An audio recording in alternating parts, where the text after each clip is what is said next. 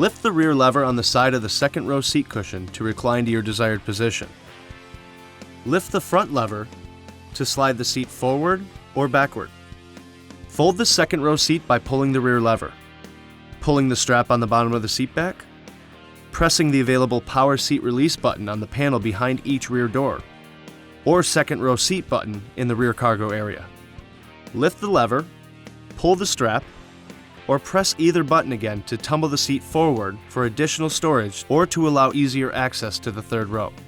Return the seat to the upright position by gently pulling down until it latches to the floor, and then lifting the seat back until it locks into place. Fold the available power folding third row seats by pressing and holding the bottom of either third row seat button in the cargo area or on the front overhead console. Press and hold the top of either button to unfold the third row seat. For more information, refer to the owner's manual.